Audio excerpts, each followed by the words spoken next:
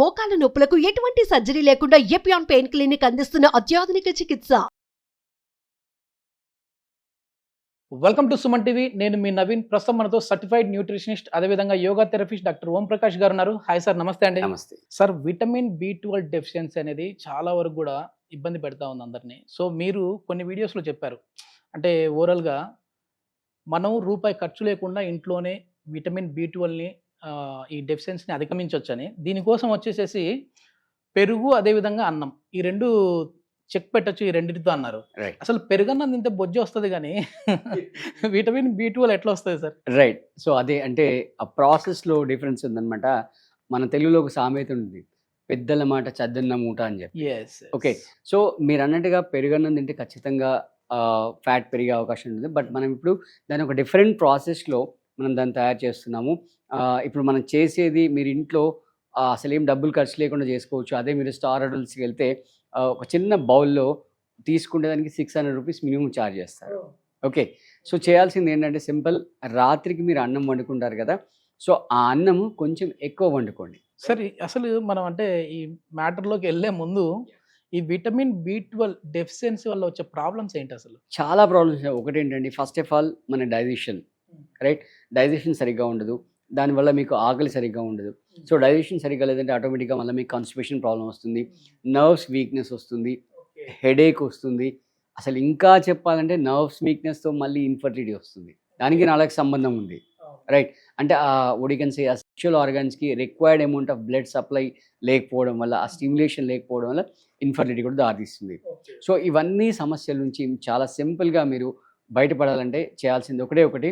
So for example మీరు ఇంట్లో 4 members ఉన్నారనుకోండి, 4 మెంబర్స్కి నైట్ మీరు రైస్ ప్రిపేర్ చేసుకుంటే ఇంకొక 2 మెంబర్స్కి అడిషనల్గా చేసుకోండి. ఓకే, ఒక గెస్ట్ వస్తున్నారు అన్నట్టుగా చేసుకొని మీరు మామూలుగా మీరు తినాల్సిన అన్నం తినేసి మిగతా అన్నాన్ని దానికి చల్లారనివ్వండి, వేడిగా ఉన్న అన్నం చల్లారనివ్వండి.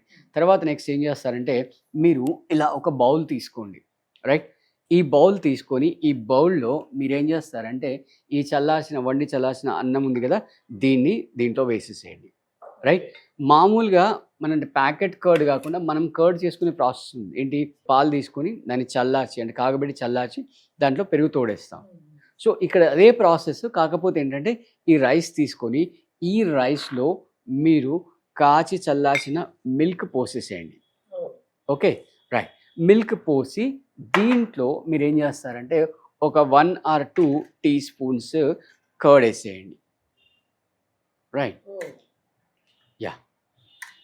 సో ఏమవుతుందంటే ఈ పెరుగు మామూలుగా బయట తయారవ్వకుండా అన్నంతో పాటు కలిసి తయారవుతుంది. ఓకే, సో దీనివల్ల పెరుగు తోడేసాం మనం, ఎగ్జాక్ట్లీ అన్నం కూడా ఉంటుంది అనమాట. సో దీనివల్ల ఏమవుతుందంటే మన విటమిన్ B12ని ప్రొడ్యూస్ చేసే బ్యాక్టీరియా దీంట్లో తయారవుతుంది. ఓకే, సో దీన్ని ఇలా ప్రిపేర్ చేసేసుకొని దీన్ని మూత పెట్టేసి, రైట్, అన్నాన్ని ఫ్రీగా చేసేసుకొని ఏం చేస్తాం, అన్నం చల్లార్చి దాంట్లో నిండగా పాలేసిన తర్వాత దాంట్లో పెరుగు తోడేసాం. దీన్ని మూత పెట్టి ఓవర్ నైట్ ఇలాగే వదిలేసేయండి, right? So next day morning మీకు చాలా ఆప్షన్స్ ఉన్నాయి. దీన్ని పోపు వేసుకోవచ్చు, రైట్? ఓకే, పోపు దీన్ని కలుపుకోవచ్చు. లేదు అంటే ఒక ఉల్లిపాయ, ఒక మిరపకాయ పక్కన పెట్టుకోండి, దానితో పాటు తినేయచ్చు రాయలసీమ స్టైల్లో. లేదు ఏమీ లేదనుకోండి, దీంట్లో కొంచెం సాల్ట్ యాడ్ చేసుకొని ఇలాగే తినేసేయండి. దీనివల్ల మీకు చాలా బెనిఫిట్స్ ఉన్నాయి, రైట్? ఇప్పుడు ఇది ఎంత సార్ మామూలుగా హోటల్స్లో, స్టార్ హోటల్స్లో? అదే చెప్పాను కదా, ఇప్పుడు ఈ బౌల్ 600 మినిమం అని నేను చెప్పింది. ఓకే, సో దీనివల్ల మీకు చాలా చాలా బెనిఫిట్స్ ఉన్నాయి. నంబర్ 1, మీరు ఒక హెల్దీ బ్రేక్ఫాస్ట్ చేస్తున్నారు, చాలా చాలా హెల్దీ బ్రేక్ఫాస్ట్ చేస్తున్నారు. అదే ఇప్పుడు మీరు దీని ప్లేస్లో ఒక 4 మైసూర్ బోండా తిన్నారనుకోండి, ఎంత ఆయిల్ లోపలికి వెళ్తుంది, రైట్? ఆ మైసూర్ బోండా, దాని పక్కన మళ్ళీ చట్నీ, దాంట్లో oil. Okay, so first point, మీరు హెల్దీ బ్రేక్ఫాస్ట్ చేస్తున్నారు. రెండవది, మీరు విటమిన్ B12కి చెక్ పెడుతున్నారు, డెఫిషియన్సీకి చెక్ పెడుతున్నారు. మూడో విషయం ఏంటంటే మామూలుగా మీరు 2 ఇడ్లీలు తింటే మళ్ళీ 11-11:30 మీకు ఆకలిసిన ఫీలింగ్ వస్తుంది, రైట్? బట్ ఇది తింటే మీకు మంచి లాంగ్ స్టాండింగ్ ఇస్తుంది, అంటే మీరు 1:32 వరకు కూడా అసలు ఆకలి లేకుండా మంచి స్టాండింగ్ ఇస్తుంది, రైట్? సో సాధారణంగా మీరు చెప్పినట్టుగా కర్డ్ రైస్ అనేది బొజ్జ వస్తుంది, బట్ మనం ఇది ఫర్మెంటెడ్ కర్డ్ రైస్, రైట్? అంటే ఓవర్ నైట్ దీన్ని మనం పులియబెడుతున్నాం. ఈ పులియబెట్టడం వల్ల మన గట్లో విటమిన్ B12 ప్రొడ్యూస్ చేసే బ్యాక్టీరియాస్ ఏవైతే ఉన్నాయో అవి ప్రొడ్యూస్ అవుతాయి. సో అవి తినడం వల్ల అంటే ఎస్పెషల్లీ ఈ మధ్యలో ఏమవుతుందంటే ఫ్రెండ్లీ బ్యాక్టీరియా. మాటికి అసలు ఓ 2 సార్లు తుమ్మితే వెళ్ళి యాంటీబయాటిక్ వేసుకుంటున్నాం. ఏదో తలనొప్పి అంటే మళ్ళీ ఒక యాంటీబయాటిక్ వేసుకుంటున్నాం. కాలు నొప్పి అంటే ఒక యాంటీబయాటిక్. ఈ యాంటీబయాటిక్ వేసుకోవడం వల్ల ఏమవుతుందంటే మన ఇంటెస్టైన్‌లో ఉండే బ్యాక్టీరియల్ కాలనీస్ వాషౌట్ అయిపోతాయి. మొత్తం కంప్లీట్‌గా వాషౌట్ అయిపోతాయి. అది మళ్ళీ రీజనరేట్ అవ్వడానికి మీకు minimum 6 months to 1 year time పడుతుంది. వేరాజ్ ఇలాంటి ఫుడ్ కనుక మీరు తిన్నట్లయితే రైట్, ఈ ఫర్మెంటెడ్ కర్డ్ రైస్ కనుక మీరు తిన్నట్లయితే ఆ బ్యాక్టీరియాస్ అన్నీ కూడా విత్ ఇన్ నో టైంలో రీజనరేట్ అయిపోతాయి. పులిసిన మజ్జిగలో కూడా ఉంటది కదా సార్ ఇది దీనికంటే ఫ్రెండ్లీ బ్యాక్టీరియా. అంటే అది ఓన్లీ మజ్జిగ. బట్ ఇక్కడ ఏంటంటే ఈ పెరుగు అన్నంతో పాటు కలిసి పులుస్తుంది. దానివల్ల ఈ విటమిన్ B12 ప్రొడ్యూస్ చేసే బ్యాక్టీరియాస్ ఎక్కువ వస్తాయి.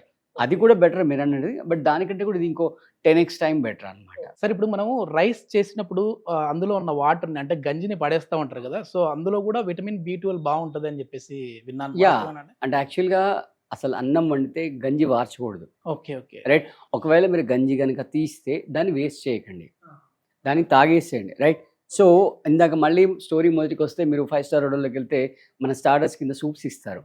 ఆ సూప్లో ఈ రైస్ సూప్ కూడా ఉంటుంది. వాడు ఏం చేస్తాడు, దీన్ని సింపుల్ అండి.